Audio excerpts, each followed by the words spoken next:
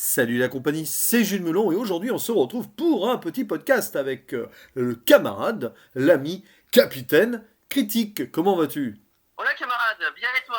Ma foi, fort bien. Et puis alors, on s'est dit pourquoi pas. Et des fois, bon, Voilà, hein, on se pose des questions ou pas. Des fois, il faut le foncer tout hasard. droit, puisque est sorti un film sur Amazon Prime ce vendredi, hein, qu'on comptait pas forcément voir. Et puis on s'est dit, allez, c'est le début des vacances plus ou moins. Enfin, du moins de mon côté, pas pour toi encore, mais bon, voilà. Non, Hein. Au moins le et on s'est week-end, défriché, à minima le week-end, et on s'est dit c'est ça. pourquoi ne pas se regarder le fameux ou pas, allez savoir, The Tomorrow War, un nouveau film science-fiction, anticipation extraterrestre, etc., qui est donc réalisé par un certain Chris McKay qui avait fait Lego Batman, voilà. Très bon film au Donc c'est son passage. premier film live action, hein, du moins au cinéma. Et au casting, c'est ça qui nous a attirés à la base. Nous avons Chris Pratt. Et oui, Chris Pratt, qui Ah, est l'acteur principal des Gardiens de la Galaxie, de c'est ça. Jurassic World. Voilà. Que des bons films, hein? Bah, Ah, ah, ça méritera débat. Moi, je ne dis rien là-dessus. voilà. Mais à ses côtés, nous avons aussi J.K. Simmons, qui avait joué Jonah Jameson dans la première trilogie Spider-Man de Sam Très Raimi. bon film par contre. Et dans Ah, Whiplash aussi, oh, excellent dans Whiplash, en voilà. professeur de batterie, Faudra que je voilà. le voie. Et à leur côté, nous avons Yvonne Strahovski qui a été dans des séries comme Dexter, 24 heures, Chrono, ou encore Handmaid's Tale. Et tiens, citons aussi la présence quand même d'une actrice que j'aime bien, qui a elle aussi joué dans 24 heures Chrono, le rôle de Chloé, Marilyn Rashcob, jamais facile à prononcer, voilà. Donc, bon, après des acteurs secondaires, on va pas tous les citer, hein. Sam Richardson, par exemple, qui est là, voilà. Donc pour une histoire qui mélange beaucoup de choses dystopiques science-fiction qui se déroule dans deux futurs, on va dire ça comme ça. Un proche, décembre 2022, c'est la Coupe du Monde au Qatar, oui parce qu'elle aura lieu l'hiver parce qu'il fait trop chaud au Qatar, donc c'est pas une, n'allez pas voir ici quelque chose d'illogique, c'est normal. Il y a la finale et tout, on prépare Noël dans une famille américaine de base, et après bah, ça se déroulera aussi en 2051. Vous allez me dire, c'est étrange. En fait, l'histoire de base est assez simple. Donc en 2022, pendant cette finale, alors que on suit un professeur en biologie qui est un ancien gars de l'armée, qui a des problèmes avec son père, qui essaye d'être là pour sa fille et tout, classique, hein, très américain, on a dit, qui, donc en regardant la finale, à un moment, au milieu de la finale, qui apparaît? Des gens, boum, venus du futur. On passera sur la façon visuelle de présenter les choses, mais on y On reviendra en après. reparlera, voilà. Voilà, on en reparlera. Et on a alors, ces gens du futur qui sont les enfants voilà, bon, bref, vous avez compris, ils viennent du Des futur. gens du présent, voilà. Ils annoncent que le monde va être en grand péril 30 ans après, grosso modo, puisque des extraterrestres sont venus sur Terre et ont exterminé 90%, non, 80% de la population. À peu Et près. voilà, ils en sont réduits à demander de l'aide à leurs ancêtres du passé parce que bah, ils ont créé entre-temps les machines temporelles. C'est peut-être le dernier espoir. Bon, pourquoi pas à la rigueur, hein, voilà. Voilà, admettons. Admettons. Et du coup, ben, comme notre professeur en biologie, il a envie de servir son pays ou pas, il a envie d'être utile, il veut assurer un avenir pour sa fille surtout, Voilà. il va s'engager, puisqu'il a quand même fait les deux guerres d'Irak, alors voilà, hein, voilà, évidemment, et il va se porter volontaire pour cette mission, parce qu'en fait, la mission, c'est ramener les gens de 2022 en 2051 pour gonfler l'armée et battre les aliens. À une condition quand même, c'est que tous les gens qui sont envoyés dans le futur soient morts. Histoire qu'il n'y ait pas de Entre-temps. paradoxe temporel, mais ça aussi on va y revenir. Oh, putain, Attention, hein, qu'il soit mort voilà. dans le sens qu'il soit mort entre 2022 et 2051. Voilà, Voilà. pour pas de paradoxe, machin, voilà, bien sûr. Ça semble logique. Et du coup, bah, on apprend que visiblement il mourra entre les deux, donc il a accepté, il va se passer des choses, il va rencontrer des gens, combattre les aliens, se faire des amis, etc. Dans une débauche de CGI post-apocalyptique, tous aussi moches les uns que les autres. Oh pardon, je commence à déjà spoiler mon avis. Non mais sérieusement, bon voilà. Qu'as-tu pensé de Tomorrow War qui fait quand même plus de 2 heures et et on les sent passer? Voilà. Qu'as-tu Générique. pensé de ce film?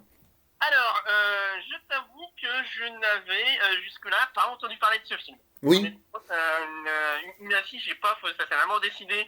Bah, littéralement, il y a hier après-midi, tiens, ça se dit on le voit Oui. et hop, bah, c'est ce qu'on a fait au final. Alors, ouais, Ouais.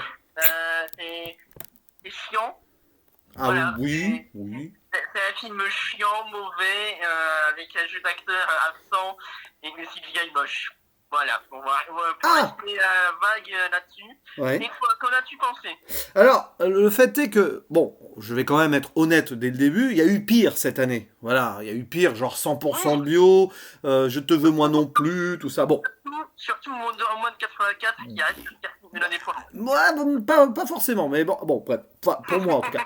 Mais alors ce film, j'en attendais rien, voilà, et puis j'avais pas spécialement envie de le voir, puis je me suis dit, bon, Chris Pratt, machin, ah, science-fiction, Alien, allez, voyage dans le temps aussi, bon, allez, Et puis ça pourquoi fait dans la pas. thématique. On Et c'est pas la première fois qu'on parle de voyage dans le temps tous les deux. Du C'est coup, ça, voilà, on est dans notre thématique. Et bon, allez, pourquoi pas. Après tout, on n'est jamais à l'abri d'une surprise. Sauf que ce film était prévu au cinéma, il a fini sur Amazon Prime. Déjà, ça met la puce à l'oreille. c'est Et ça. c'est un film très mauvais, voilà. Parce que en Voilà. fait, il rate quasiment tout, à part quelques trucs. Bon, allez, je vais dire le positif pour commencer. Ah, Les vas-y. scènes d'action de guerre sont, allez, ça passe quoi. Si vous aimez les films d'action de Oh, guerre, mais encore et encore. bon, et le découpage est très dur. Hein. Au niveau montage, ça a été saccagé Ouais, quand même.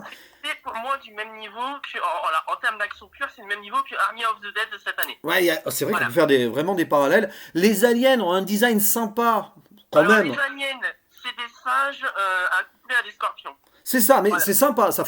Potentiellement, ça fait peur. Il y a eu un travail derrière. Et Voilà. encore, Bon, ouais, bon, après, il y a deux, trois thématiques qu'on peut sauver, mais le problème, c'est pas la façon dont elles sont annoncées, c'est plutôt la façon dont elles sont traitées qui pose problème. Et en fait, j'ai l'impression que c'est un film qui a voulu, alors, je sais pas, rendre hommage aux films d'action, science-fiction des années 80-90, mais ça s'est transformé en cours de route, en mode nanar, qui n'est même pas assumé parce que le film se veut sérieux en même temps, donc ça va pas. c'est ça, surtout qu'en plus, ça commence par une scène d'action suivie d'un flashback. Alors, on échappe à la voix off. Oui, on n'a pas la voix off parce que le film n'est pas sorti sur Netflix, sinon on aurait eu la voix Voilà. off. Mais dès la première minute, qui est quand même censée être l'accroche d'un film, Non. on te balance des CGI à piquer des yeux. Et Oui. on est censé et cette scène est censée te dire attends, reste avec nous, tu verras, ça c'est l'une des meilleures scènes qu'on a. Alors, Et, c'est la preuve, à mon avis. C'est l'une des preuves que le film n'est pas fini. Comme dirait notre ami Artopolis, tiens, si tu passes par là, on te salue. C'est un film qui n'est pas fini. C'est-à-dire, hop, ça a été tourné tout ça. Et en post-prod, bah, ils en avaient rien à fiche, ou pas d'argent, pas de budget, ou ils voulaient vite s'en débarrasser. Et hop, ça a été très très rapidement ficelé au niveau des CGI, et c'est moche. en fait, on se serait cru dans un film Warner. Bah, je sais pas, oui, c'est un film d'ailleurs, ça a été produit par la Paramount. Hein, ils sont vraiment débarrassés du film. Hein. D'ailleurs, Euh, ils sont pas censés avoir un site de streaming bientôt, Paramount Plus. Il me non, semble. mais je sais pas, mais en tout cas, apparemment, normalement, ils sortent leur film au cinéma et là, ils ont vendu ça à Amazon. Ça prouve quand même qu'ils y croyaient pas. Hein. Un petit peu à Ouais. l'image d'ailleurs du prochain Chaos Walking qui est prévu là, par Ah, le réalisateur de Edge of Tomorrow. Tiens, d'ailleurs, Edge of Tomorrow qui est une des influences de ce Tomorrow War. Hein. très bon film, Age of Tomorrow. Voilà, mais Chaos Walking, il sera pas au cinéma, il a été balancé aussi en streaming, donc ça sent pas bon. Hein. Bref, on verra ça en août. Mais ici, le film n'est pas terminé. J'ai l'impression qu'il y avait des ambitions. Le base, et bon, pourquoi pas Alien, futur, voyage dans le temps, c'est sympa, tu vois, t'imagines Mais l'idée. encore, à un moment donné, vers la fin, tu vois. Non, mais en parlant, et spoiler, la fin. Le Deus Ex Machina de la fin, on en parlera, parce que ça aussi, c'est... Non, mais je parlais de certaines références à la fin, mais soit j'en parlerai dans une spoiler. Ah oui, bon, il y a des références. Disons que j'ai pensé à une autre série là à la fin. Voilà. Mais on en parlera dans un spoiler, attention. Mais donc, t'as l'impression ici, voilà, t'as le scénario de base, le squelette du scénario, pourquoi pas, hein, écrit par Zach Dean, qui a fait quand même beaucoup de scénarios de films sortis direct tout vidéo ou série B, bah voilà. Il continue ici son... Avec ce film, pourquoi il n'a pas fait des films au cinéma pour l'instant. Bah voilà, enfin, je sais pas, ils sont peut-être sortis au cinéma, mais bon, vu, voilà. Mais t'as une base, dans le film, t'as une base, et puis après, t'as l'impression qu'il fallait faire un film de 2 heures, et ça a été réécrit par-dessus, machin. Et là où je pense qu'il y avait de l'ambition à la base, c'est qu'ils ont pris Chris Pratt, qui est quand même pas n'importe qui est quand même un acteur bankable et qui a pas spécialement besoin d'aller dans des projets casse. N'oublie pas aussi que l'acteur de Thor avait été choisi pour un certain Tyler Rake. Oui, mais bon, Tyler Rake, finalement, bon, il s'est plus assumé en style action et ça a marché. Là, celui-là, il va flopper total, ce film, hein, j'en suis persuadé. Donc, il y a Chris Pratt, et puis, bon, le réalisateur de Batman Lego, tout ça, qui se lance pour la première fois en live action, c'est-à-dire qu'il devait y croire au projet à la base. Mais à mon avis, je vais pas faire de pronostics et tout, mais si tu demandes aujourd'hui à Chris McKay et Chris Pratt s'ils regrettent ou non d'avoir fait ce film, je pense que, bon, ils le diront pas en public, mais à mon avis, ils vont vite oublier ça dans leur carrière. Hein. C'est ça, c'est Et ça. alors voilà, bon, l'histoire, bah oui, voyage dans le temps. Alors, on fait tout au début pour installer une idée d'éviter les paradoxes. Puis très vite, au milieu du film, Et ça vole en encore, éclats, hein, parce que voilà. mais ça, à la rigueur, tu vois, moi, ça me gêne pas qu'il y ait des paradoxes dans une histoire de voyage dans le temps. Je veux dire, le Bah, c'est logique. concept même de voyage dans le temps est un paradoxe Oui, en mais soi. c'est ça qui est le problème du film, c'est qu'au début, tu vois, tu installes les choses de façon sérieuse, ils essayent de t'expliquer, trop t'expliquer. Hein. Le temps, c'est comme une rivière qui s'écoule que dans un sens. Bon, oui, super, merci. Voilà, Mais, donc, avec des discussions autour, voilà. Il manquerait plus qu'une référence à oh non, c'est tout. Bon, ils en sont pas venus là, mais voilà. Et après, à un moment, bah, allez hop, on fait ce qu'on peut, on fait ce qu'on veut, il faut sauver le monde. Voilà, c'est tout. et en fait, j'ai eu l'impression avec ce film qu'ils ont oublié de vraiment personnaliser les personnages qu'on nous montre. Tu l'as dit toi-même, c'est une famille de base. Et moi, le problème que j'ai... Ben alors, je vais tenter un parallèle entre guillemets audacieux. C'est un peu le même problème que j'ai eu avec un certain Tenet, aussi qui traite de voyage dans le temps d'un sens, dans Ouais. le sens où les personnages qu'on nous a présentés au début ne m'ont pas assez intéressé pour que j'en ai quelque chose à faire qui tente de sauver leur futur. Alors, Et, peut-être, c'est vrai qu'il y a des points, on peut faire des points communs avec Tenet, mais Tenet au moins était sérieux et s'assumait bien hein, dans ce genre. Et Tenet, malgré tout le mal que je pense de Tenet, je lui accorde quand même un point. Il y avait un concept.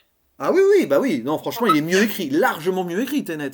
Puis il va au bout de son idée. Là, le problème, c'est que tu as l'impression que le film au milieu, bon, bah, il sait plus trop où aller, donc Ça. voilà. Et en plus, Et, on essaye de cacher les faiblesses scénaristiques par des scènes d'action, tout ça. Le et encore, rebondissement, on y reviendra. moi, pour te dire, à un moment donné où bon, je commençais déjà à lâcher l'affaire avec ce film, mais il y a une scène où, à un moment donné, il y a. Alors, bon, c'est pas un spoiler si je dis que certains personnages meurent, je vais pas dire lesquels, Oui, il y en a qui meurent. Hein. qui nous sont présentés en même pas 5 minutes et ils sont morts en mode on se sacrifie pour le héros avec les ralentis, avec limite les balles qui tombent au sol au ralenti avec le crime et la petite musique triste. Sauf que on les connaissait tellement pas, on sait même pas comment ils s'appellent que de fait, j'ai pas pris cette scène au sérieux, j'ai failli éclater de rire en voyant ça. Ah ouais, ouais. Puis bon, il y a d'autres choses. Bon, le problème, c'est que Voilà. les personnages sont caractérisés par des clichés et des stéréotypes. Mais à mort, hein. Le père de famille, voilà, le père de famille qui essaye de tout faire pour sa fille, c'est beau, hein. Mais qui lui-même a été abandonné par son père ex du Vietnam, qu'on revoit dans le film, qui limite en comic relief, il s'en fiche de tout. J.K. Simmons, le pauvre, quoi. Et tous ces dialogues, c'est des références et des comic relief, quoi. Et je m'attendais à ce qu'on ait le cliché du scientifique à lunettes, mais on m'a évité ça. Non, par contre, on a quand même le cliché du sidekick noir américain qui fait des vannes. Et qui est un peu gros, et qui est un peu maladroit. À un moment, il dit ah alors, Will Smith et tout. Voilà. Ça parle de Will Smith à un moment. Bon, allez. Voilà, pourquoi Évidemment, pas. on est dans un film de science-fiction avec des aliens. Il y a deux personnages principaux noirs. Hop, on fait une référence à Will Smith, évidemment. Voilà, Voilà. donc, bon. Et je vais pas dire cahier des charges oblige, mais évidemment, la chef militaire est une femme. Bon, au moins, ils appuient pas trop le côté féministe. Non, non, non, mais ça Mais passe. attendez. Ça Mais, passe. mais on va dire que je t'avoue qu'au début, je me suis dit, ah d'accord, donc la chef d'unité c'est une femme qui vient du futur, la chef dans le futur c'est aussi une femme. Bon, pourquoi pas, dans l'idée il n'y a pas de souci, mais disons que dans d'autres films, ils appuient ça, on va dire d'une telle manière, on va dire peu subtile qu'aujourd'hui quand on voit ça, on se dit encore le cliché. Là, ça va à peu près. Et puis là, Voilà. je viens de voir un truc avant de passer à la zone spoiler. Le budget 200 millions de dollars. 200 000, mais qu'est-ce qu'il y a? Mais 200 millions de dollars, il y a la moitié qui est passée dans le salaire de Chris Pratt, non? C'est pas Ah, mais possible. c'est ça. Non mais Oh là là, bon. ouais. Bah, je sais pas. Non, mais ça, là, c'est clairement de l'argent fichu par la fenêtre, hein, par les studios. Mais bon, du coup, on va quand même expliquer allez, les deux rebondissements dans la zone spoiler, parce qu'il y a deux rebondissements, dont un qu'on voit venir à 8000 km et d'autres qu'on peut pas voir venir parce que, ah, pouf, c'est magique. Tiens, allez, hop, on a une idée. Attention, spoiler. Alors, premier rebondissement qu'on voit très vite. La colonel chef de l'armée du futur, la blonde et tout. Et oui, c'est la fille du personnage principal, plus tard, dans le futur, évidemment. Et qu'on voyait venir dès qu'on la présente. Hein. Niveau technicité, on repassera. D'ailleurs, tout le pitch qu'elle nous fait sur ce que le père est devenu au final, ça servait à rien. Moi, tu vois, je me disais, quand elle faisait son speech au début, ah, c'est peut-être en fait ça qui va inciter le père, au final, à vraiment partir et à s'éloigner de la famille, qui va donner envie à sa fille de devenir scientifique et de faire plus ou moins la fille qu'il a vue dans le futur. Vu que la femme nous explique qu'elle ne sait pas pourquoi le père est parti, Ouais. je m'attendais à ça, tu vois, une petite boucle temporelle. Oui, mais voilà, mais là, tu vois, on passe la première partie du film à dire, ah, attention, on évite les paradoxes, mais on en voit quand même, dans le futur, le père face à sa fille va lui dire comment il est mort, et donc, du coup, bah, il va pouvoir changer les choses, quoi. C'est un film Ouais, sur le destin, mais c'est mal géré là-dessus, enfin, ils ont ah, pas fait des recherches avant en pouvant se dire, oh, lui, attends, on va chercher, ah non, sa fille, on peut pas l'envoyer dans le futur, parce que s'il revient, il va... et puis, Non, mais... j'ai du mal à croire que personne n'a fuité une photo, une vidéo des extraterrestres, surtout que l'excuse de on a décidé de pas vous montrer à quoi ils ressemblaient parce que sinon on remplirait personne dans la caserne. Mais comment ils veulent s'entraîner efficacement s'ils savent même pas à quoi ils ressemblent? Non mais voilà, ça c'est l'erreur du film, c'est bon, c'est pour surprendre le spectateur, mais bon les personnages du film, on ne cherche pas à les surprendre normalement. Mais bon, ça c'est notre détail. Et puis alors bon, à la fin, alors que bon la fille meurt, se sacrifie, donc le père va devoir revenir avant pour, il faut finir la guerre pour sauver le monde, mais aussi pour sauver sa fille, sinon voilà, bah évidemment. Dans une scène très moche. Mais de toute façon, l'enjeu il est nul parce que s'il rate tout la mission, de toute façon tout le monde va mourir. Donc que sa fille meure dans le futur, ça change rien en soi. En soi. Non, mais et surtout que, bon. admettons qu'il meurt, ils ont quand même les données pour tenter de recommencer, pour revenir dans le passé. Mais non, parce qu'à un moment, ah bah non, le portail est détruit.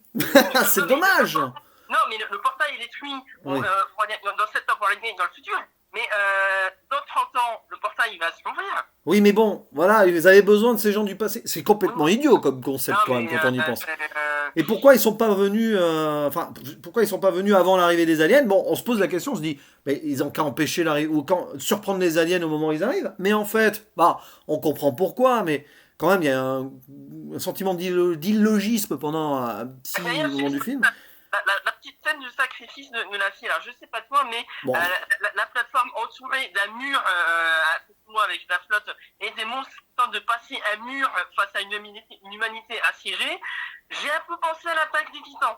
Oui, l'attaque des Titans. Mais de toute façon, ouais, alors, petite parenthèse, ce film, c'est un pot-pourri melting pot de Edge of Tomorrow, de la guerre des mondes aussi. Ben, on va y venir. Pourquoi la guerre des mondes? Parce que c'est le Deus Ex Machina. The Thing aussi à la fin, parce qu'il y a de la neige, de la glace et tout. Bref, il y a tout ça. Pourquoi? Parce que Deus Ex Machina, ben, au moment, bon, ben, on va quand même pouvoir s'en sortir avec les aliens, même si on peut plus aller dans le futur. Parce que, oh là là, ils sont déjà là depuis avant. Bah oui, c'est pratique. Donc on va aller les réveiller. Ils sont en Russie ou en Chine dans le froid. Et d'ailleurs, tu vois, naïvement, je m'étais dit, du coup, en fait, c'est peut-être eux qui vont provoquer le tout alors qu'ils ils ont essayé d'en empêcher. En soi, c'est l'humain qui a créé son propre malheur parce que fonte des glaces, changement climatique, les aliens se sont réveillés. Bon, ça serait arrivé 30 000 ans après, au pire, c'est pas grave, mais bon, on sait pas. Hein. Mais voilà, c'est l'humain qui a créé ça parce que les aliens, ils étaient congelés en dessous et si jamais les êtres humains n'avaient pas fait n'importe quoi avec la planète, bah, les aliens, ils seraient restés congelés en dessous. Thématique classique, le voyage dans le temps, l'homme qui fait face à sa propre mais bon, blabla, tout ça. On remarque que la subtilité extraordinaire, c'est que l'ennemi vient de Russie et de Chine, hein, quand même. Bon. Voilà. Et encore à la base, ils étaient même pas censés arriver ici. Mais du coup, on est d'accord que logiquement, le vaisseau est censé être en arrière. Enfin, quand il est censé être atterri dans le sens inverse, du coup, on voit les pilotes avec les bras pendouillants et ils disent qu'ils sont crachés. Sauf que quand tu vois les autres salles, bah, t'as pas l'impression que le vaisseau soit retourné. Ah ouais, oh j'ai même pas relevé ça, oh là là. Et tu sais là tu chipotes trop, il y a déjà tellement d'incohérences et de problèmes grossiers. Disons qu'il y a une scène qui m'a fait tilt, c'est quand tu vois la scène avec le laboratoire, avec les cocons des aliens et ils tentent de mettre le produit à l'intérieur. Désolé, c'est mon alarme, on n'a rien entendu. Je disais... Justement, avec cette scène-là, on a l'impression que tout est à l'endroit avec les cocons et tout, mais normalement ça aurait dû être à l'envers, mais bon. Bon, c'est un détail, mais bon, cette fin, c'est vraiment la guerre des mondes. La guerre des mondes, les aliens sont sous terre depuis avant, ils se réveillent. Bon. Son père est même pas mort. Non, mais parce que ils sont cryogénisés, enfin, on peut imaginer. Alors, on s'en fout. Mais voilà, Deus Ex Machina, on a plus de problème, plus de portail temporel, ah bah en fait on peut les éliminer avant parce qu'ils sont déjà là. Ok, bah et ils ont du bol, hein. J'ai envie de dire, ils Voilà. ont beaucoup de bol, hein. Et, Merci. et puis on repassera sur le principe même du fait que les humains soient au courant. Je veux bien qu'ils essaient de faire gaffe au fait qu'ils prennent les humains qui sont pas, qui sont déjà morts dans le futur pour les envoyer dans le futur. Mais le fait même de savoir qu'une invasion alien va arriver devrait anéantir ce futur. Bah ouais, mais bon, de toute façon, c'est voyage en temps, ça c'est compliqué. As-tu d'autres choses à rajouter dans cette zone spoiler, à part qu'à la fin tout va bien et hop, tout le monde est heureux. Le père, son père, sa fille, tout le monde, allez hop, la famille vont pouvoir fêter Noël l'année d'après tranquille, voilà. Voilà, disons que je dirais que la scène où tu vois le père, elle est tellement mal amenée. Au début, je croyais vraiment qu'ils allaient dire, oh, est-ce qu'ils vont oser faire quelque chose d'intelligent et de laisser le père mourir pour que le fils apprenne à passer le flambeau et tout. Oh non, Ah mais non, même pas. Remarque, ça aurait fait un autre cliché, donc tu vas me dire, hein, bon, ouais, ça suffit quoi. Sauver un cliché pour un cliché, à la rigueur, on n'en est plus à ça après. Voilà, bon, du coup, Voilà. on la referme. Ouais, allez, On on la referme. referme la zone spoiler. Bon, vous l'avez compris, c'est pas le film de l'année. Bon, quoique, en partant de la fin, il est en haut du classement. Vous voyez ce que je veux dire? Non, sérieusement. Bon. Non, il y a pire. Oui, il y a pire. Et, si vous avez 2 heures, passez-les à sortir dehors et à marcher. Ou aller au cinéma voir des films comme Teddy, Gagarine, voilà, hein, par exemple. Gagarine, surtout Gagarine en ce moment. Voilà. S'il y est encore. Et Teddy, mais Teddy, toi, tu l'as pas vu. Je ne l'ai pas encore vu. Voilà. Mais bon. À la rigueur, attendez que le film de Kaamelott arrive. Voilà. Oui, ouais, bah ça, il y a encore quand même quelques jours. Mais, alors, du coup, conclusion et la note, qu'as-tu pensé? Voilà, bah, qu'as-tu pensé, on le sait, mais quelle est ta note et ton mot de la fin sur ce film? Disons que je n'attendais rien de ce film et j'ai quand même été déçu. Encore un film malheureusement avec cet acteur que j'apprécie de moins en moins avec le temps et avec les films qu'il fait. Aïe. Et si je devais le noter, eh bien je pense que je le mettrais à 3 sur 10. D'accord. Voilà. Alors, c'est terrible parce que, objectivement parlant, hein, voilà, je pourrais mettre 4 ou 5 sur 10 à ce film. Vraiment. Parce qu'il y a pire. Mais comme ça traite d'une thématique qui m'est chère, voilà, j'ai grandi avec certains films de science-fiction, voyage dans le temps, tout ça. Là, il m'a énervé ce film. Il m'a énervé parce que. Il commence à être rodé en termes de voyage dans le temps. Puis c'est ça, mais c'est même pas ça, c'est qu'il cherche en plus, on sent, à rendre hommage à ce genre de film-là, mais en foirant tout. Donc ça m'a profondément énervé. Le film n'est peut-être pas cataclysmique et tout, mais je vais le sanctionner, oui, avec un 3 sur 10. Ouais, j'aurais pu mettre 4 ou 5, mais je mets 3 parce que dans cette thématique-là, le film fait n'importe quoi. Donc ça m'énerve plus qu'une comédie ratée ou qu'un drame un peu plouf plouf plan plan. Et là, ça m'a énervé. On voit d'ailleurs que personne n'y a cru à ce projet parce que en réalisation Chris McKay ou alors on lui a tout surcuté au montage derrière, ça part dans tous les sens. Les CGI sont pas finis et moches, les acteurs sont pas impliqués pour un sou. Chris Pratt il est pas impliqué. Et je trouve qu'il avait plus d'émotion en interaction, on va dire, hein, ça sera plus simple, avec ses raptors dans Jurassic World que là avec les membres de sa famille. Donc c'est ça qui est terrible. Et voilà, même la BO est inexistante. Il y a de la musique dans le film? Oui, il y a de la musique, mais on retient rien, si ce n'est des trucs qui nous énervent. Donc voilà, 3 sur 10, point barre. Voilà. Et on vous le conseille pas, franchement. À moins que vous aimiez les films un peu malades, un peu nanars, du genre série B, série Z, science-fiction. Ouais, mais même. À la rigueur, tu vois, je vais peut-être te choquer en disant ça, mais quitte à absolument voir un film sur Amazon Prime, parce qu'il est sur Amazon Prime, sur le voyage dans le temps, je conseillerais presque Palm Springs. Ah ben voilà, j'allais y venir. Si vous voulez voir un bon film de 2021, me concernant, toi, je ne l'ai pas aimé. Voilà. Mais me concernant, regardez Palm Springs, qui est l'un des meilleurs films de l'année pour moi, et le meilleur film de la thématique voyage dans le temps, sur Amazon Prime. Regardez-le, oui, parce que ça c'est un vrai bon film, et qui était prévu en streaming déjà à la base sur Hulu l'année dernière, donc sans prétention, voilà. Là on voit que c'est un film qui a de la prétention, qui a complètement explosé en vol, et voilà ce que ça donne. Et c'est pas pour rien qu'il n'est pas sorti au cinéma, faut pas se leurrer. Hein. Ceux qui ont fait des previews, les studios et tout, ils se sont dit non, on met pas ça au cinéma, basta. Non mais c'est ça, hein. C'est terrible. Ça aurait pu être intéressant sur certaines scènes de le voir au cinéma. Oui, On au va dire ça. cinéma, voilà, les bastons avec les aliens et tout, il y a des trucs qui sont sympas. Je retiens une scène positive, et on finira sur au moins une note positive. Cette Ah, scène dans la cage d'escalier qui met un petit peu de l'horreur et de la tension, mais très vite derrière, ouais, c'est cuté dans tous les sens, donc voilà. Donc ouais. c'est dommage, hein, voilà. Il y a quelques bonnes scènes où ils tuent des aliens, oui, c'est pas mal, mais voilà. Je vais finir là-dessus, ça sera le mot de la fin, Ouais. et je vais te faire une petite référence à une de tes anciennes vidéos. Si vous voulez voir ce que je considère comme un bon film de monstre cuté, regardez Monster Hunter. Voilà. Ouais, Monster Hunter, non, mais oui, mais comme vous voulez, voilà. En tout cas, bah, Voilà. merci d'avoir quand même discuté de ce film avec moi. Au moins, on n'aura pas vu ça On pour l'a rien. vu. On l'a vu. Voilà. On l'a vu. On l'a vu, on en a parlé. Et n'hésitez pas à dire en commentaire ce que vous en avez pensé. Vous avez le droit de pas être d'accord, clairement. Si vous avez Et apprécié le film, on n'hésitez pas, sera curieux de savoir comment et pourquoi. Et n'hésitez voilà. pas à nous dire pourquoi, selon vous, ce film mériterait mieux. On l'a peut-être mal compris. Ah oui, bah voilà, chacun son avis aussi, hein. C'est ça la magie du cinéma. Il ne reste plus qu'à faire le mot de la fin, le traditionnel. À À la la prochaine. prochaine. Ciao. Ciao.